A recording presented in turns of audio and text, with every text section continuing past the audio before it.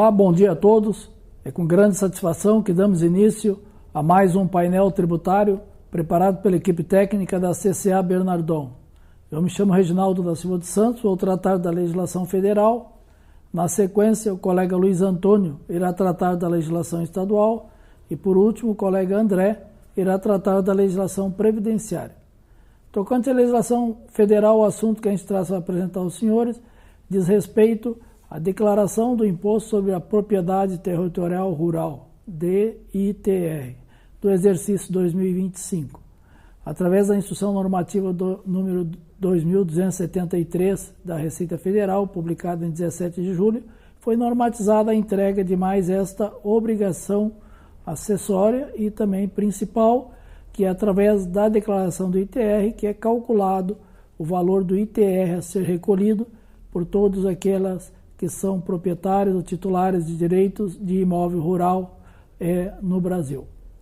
Então, essa obrigação da ITR, ela tem algumas particularidades. Quem é que está obrigado a entregar a declaração do ITR, do exercício 2025? Então, seria aquelas pessoas físicas ou jurídicas, que na data da efetiva apresentação da declaração, e quando se diz a data da efetiva apresentação, seria na data em que vão fazer. O prazo de entrega dessa declaração teve início em 11 de agosto e vai até 30 de setembro. Então, na data da entrega, nesse período, o contribuinte, a pessoa física ou jurídica, que seja proprietária, titular de domínio útil, possuidora de qualquer título, ou inclusive usufrutuária. Então, a pessoa, se nessa data a pessoa for proprietária, na data da entrega, ela está obrigada. Um dos condôminos, quando o imóvel rural pertencer simultaneamente a mais de um contribuinte, ou um dos copossuidores, quando o imóvel mais uma pessoa jurídica for também possuidora do imóvel. Aqui existem algumas particularidades, né, em termos de pessoas físicas ou jurídicas que tenham entre 1º de janeiro de 2025 e a data da efetiva entrega tenham perdido a propriedade ou a posse. É aquela pessoa física ou jurídica que perdeu a posse ou o direito de propriedade do imóvel em função de desapropriação entre 1º de janeiro de 2025 e a data da entrega. E aquela pessoa física ou jurídica que tenha perdido a posse ou a propriedade do imóvel em função da alienação ao poder público. Então, como se vê, o que determina a obrigatoriedade da entrega da declaração de ITR é a condição, a situação do pessoa proprietária ou titular na data da entrega e não tem nada a ver com relação à situação em 31 de dezembro de 2024, que é pega a data base, como muitos entendem. Então, nessa data, aquela pessoa física, por exemplo, ou jurídica, que adquiriu um imóvel no mês de julho, por exemplo, julho de 2025, por óbvio, no mês de julho, a DITR do exercício 2025 ainda não tinha sido entregue. Então, nesse caso, a pessoa jurídica ou física que adquiriu esse imóvel em julho e ela continua na propriedade ou na posse desse imóvel até a data da efetiva entrega, ela é que está obrigada a fazer a entrega da DITR do exercício 2025 e não aquele proprietário ou possuidor que ele alienou o imóvel. Então, é uma situação especial, diferente de muitas obrigações acessórias que tem por aí. Então, a pessoa física que for fazer a entrega do ITR vai ter que tomar por base a situação do imóvel em 1º de janeiro de 2025, ou seja, em termos de a valorização e apuração das bases, toma sempre por base a situação em 1º de janeiro de 2025. Para fins de apuração do valor de ITR, é sempre necessário, né, fazer algumas apurações, né, como, por exemplo, a área utilizada. Então, a área utilizada é aquela área do imóvel que foi efetivamente explorada no ano calendário de 2024. Nós estamos falando do exercício 25, mas como ele toma por base a situação de 1º de janeiro de 25, sempre leva-se em consideração o ano anterior. Então, nesse caso, para os fins de saber como fazer o cálculo do ITR, é preciso saber qual foi a utilização da área no último ano calendário, lá 2024.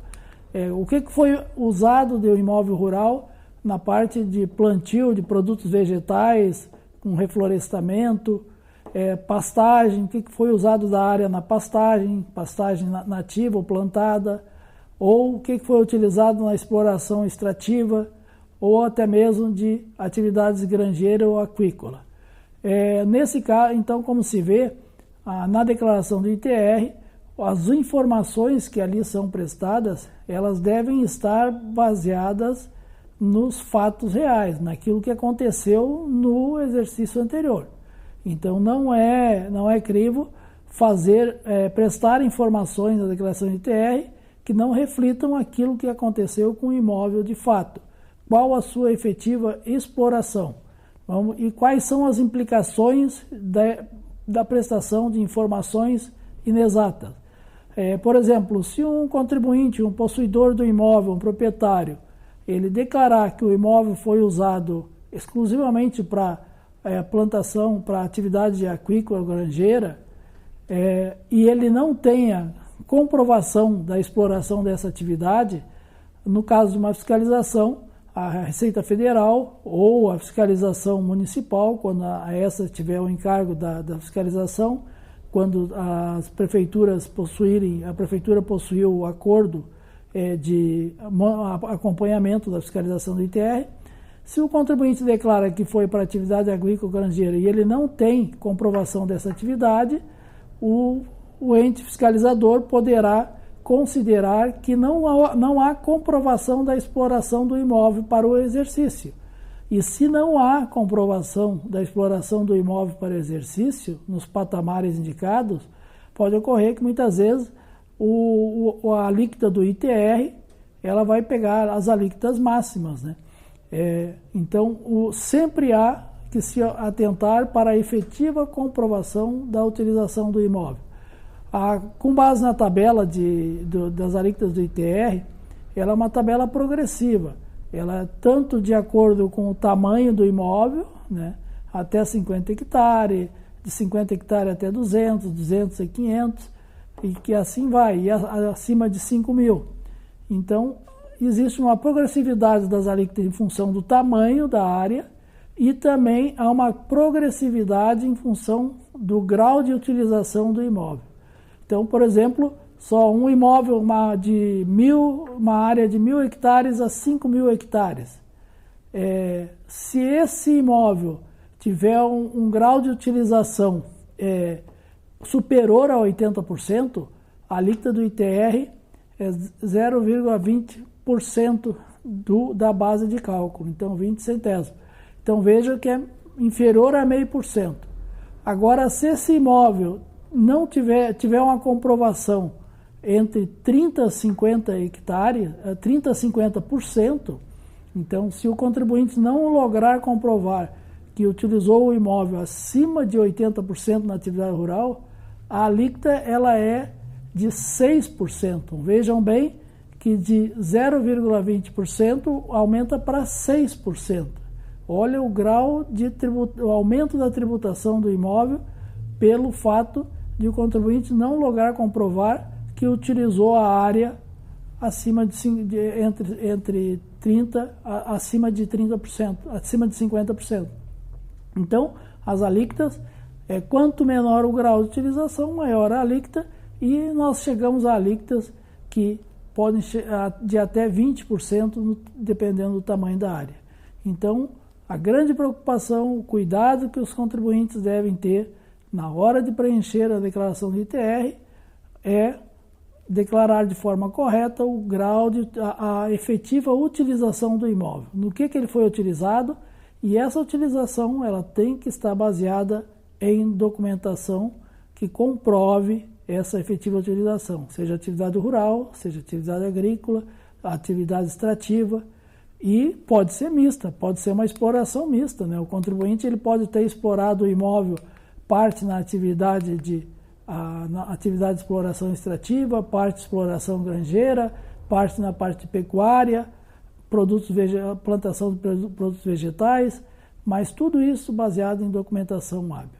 Então, além disso, nós temos também o prazo, né, de entrega, eu já falei antes, que iniciou-se em 11 de agosto e vai até 30 de setembro, data em que o contribuinte vence a primeira cota do ITR. Então, 30 de setembro de 2025, a primeira parcela do ITR, que é para fins de recolhimento. Com relação aos valores, né, quais valores devem ser declarados? É lógico que o ITR ele parte sempre de um valor de mercado das áreas rurais. Como é sabido, como é difícil a definição desses valores de mercado, muitas prefeituras fazem uma edição de uma tabela de valores mínimos, né? Mínimos, médios e máximos dessas áreas em função do uso.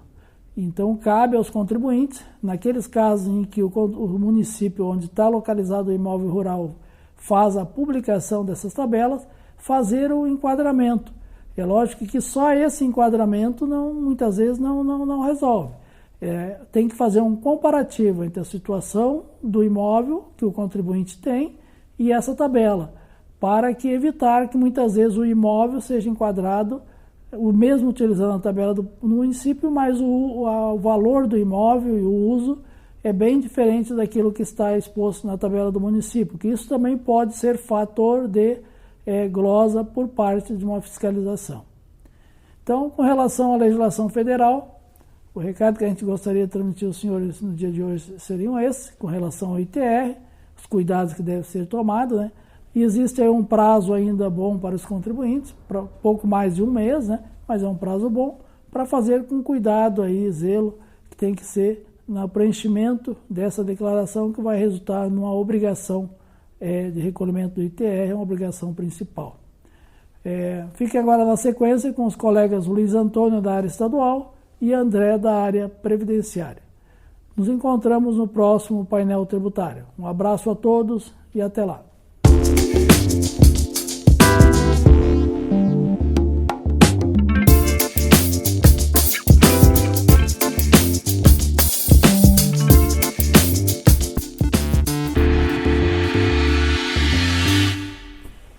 Bom dia a todos. A partir de agora comentaremos matérias e alterações na legislação tributária do Estado do Rio Grande do Sul. Vamos começar pelo programa Acordo Gaúcho, pois foi publicado o primeiro edital que se destina aos débitos de IPVA dos contribuintes gaúchos. Conforme consta no site da Receita Estadual do Rio Grande do Sul, o Acordo Gaúcho é o novo programa de transação tributária do Estado, estabelecido pela Lei nº 16.241 de 2024 e regulamentado pelo Decreto 58.264 agora de 2025. Esta iniciativa permite a negociação de débitos inscritos em dívida ativa ou em discussão judicial, oferecendo descontos e prazos diferenciados de pagamento. As situações abrangidas incluem contencioso tributário de pequeno valor, contencioso tributário de relevante e disseminada controvérsia jurídica e créditos considerados irrecuperáveis ou de difícil recuperação. A transação na cobrança de créditos inscritos em dívida ativa visa e realmente alcança 3 objetivos principais: promover a solução consensual de litígios administrativos ou judiciais mediante concessão recíprocas, reduzir o número de litígios administrativos e judiciais, bem como os custos associados, e estimular a autorregularização e a conformidade fiscal. As regras variam conforme o tipo de débito e serão definidas em editais específicos publicados pela Receita Estadual e pela Procuradoria-Geral do Estado, a PGE-RS. Atualmente, há apenas um edital por adesão aberto. Trata-se do edital Conjunto de Transação por Adesão número 1 de 2025, referente a créditos de pequenos valor do IPVA. Estamos aguardando os novos editais que possibilitarão a liquidação de dívidas de contribuintes vinculadas ao ICMS, ITCD e outros débitos de natureza tributária ou não tributária devidos à Receita Estadual do Estado do Rio Grande do Sul.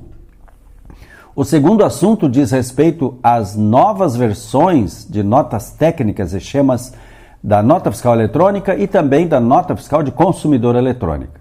São avisos do portal da Nota Fiscal Eletrônica publicados nos dias 18 e 20 de agosto de 2025. A nota técnica número 2019-001, versão 170, que cria e atualiza regras de validação da nota fiscal eletrônica e da nota fiscal de consumidor eletrônica e as schemas referente à reforma tributária do consumo, que a Secretaria da Fazenda Nacional está divulgando para fins de dar condições para o período de teste de tributação da CBS e do IBS a partir de 1º de janeiro de 2026.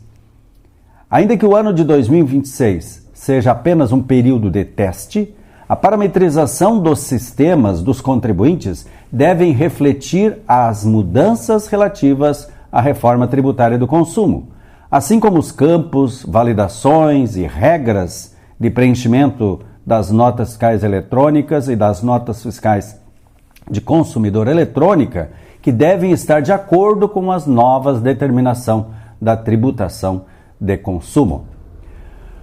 Por último, tivemos a publicação de alterações nas orientações normativas divulgadas no site da Secretaria da Fazenda do Estado do Rio Grande do Sul. A primeira, de número 75, publica a Unidade de Incentivo Fiscal do Fundopem, a UIF, do mês de setembro de 2025, no valor de R$ 36,95. A de número 76 fixa, para fins de base de cálculo do ICMS devido por substituição tributária, o PMPF dos produtos farmacêuticos do primeiro ciclo de 2025. A Instrução 77 estabelece, a partir de 1º de setembro de 2025, o fundo ao qual deve ser recolhida a contribuição nas hipóteses em que for condição para apropriação do crédito fiscal presumido do ICMS e dispõe sobre os procedimentos de recolhimento e escrituração. Enquanto que a de número 78 atualiza o rol de bebidas quentes e respectivos preços finais ao consumidor, com vigência a partir de 1º de setembro de 2025, para fins de definição da base de cálculo para o débito de responsabilidade por substituição tributária. Seriam essas as informações da área fiscal envolvendo o Estado do Rio Grande do Sul que gostaríamos de transmitir aos senhores. A seguir, o colega André irá comentar as alterações na área previdenciária. Um bom dia, uma ótima semana a todos e até o próximo painel tributário da CCA.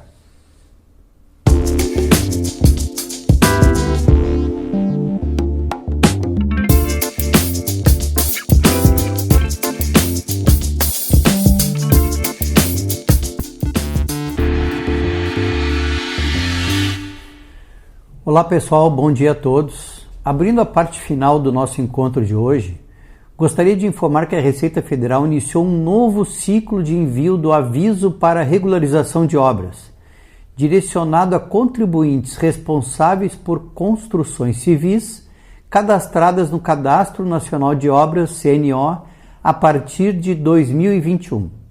Foram expedidas 16 mil correspondências, sendo 6 mil destinadas a pessoas físicas e 10 mil destinadas a pessoas jurídicas, abrangendo todos os estados do país.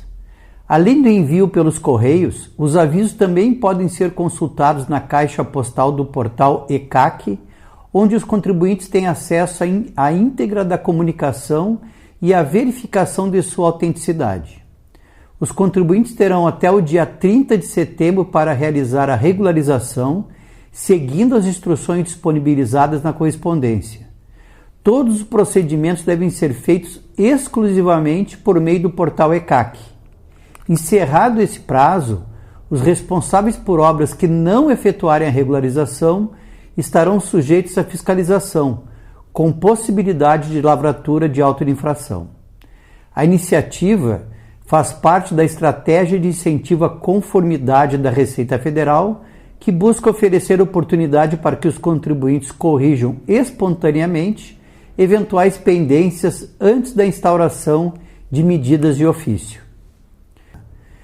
Também na semana passada, a Receita Federal, através da solução de consulta COSID número 146, esclareceu que valores recebidos a título de ressarcimento de gastos decorrentes da utilização de veículo não oficial por segurado eleito para cargo de direção de conselho, de ordem ou de autarquia de fiscalização do exercício de atividade profissional, ainda que não classificados como auxílio de representação, estão sujeitos às contribuições sociais previdenciárias e à incidência do imposto de renda na fonte.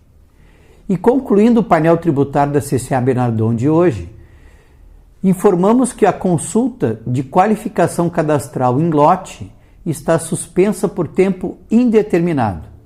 Dessa forma, para a validação de dados cadastrais dos trabalhadores antes do envio de evento ao E-Social, os empregadores podem utilizar a consulta pública online do comprovante de situação cadastral no CPF, que pode ser acessado na área de serviços no site da Receita Federal. Tal consulta não exige certificado digital, é pública e online. Atende à necessidade de validação dos dados do trabalhador e é suficiente para qualificar suas informações para fins de registro de evento no E-Social. Assim encerramos o encontro de hoje. Desejamos a todos uma ótima semana.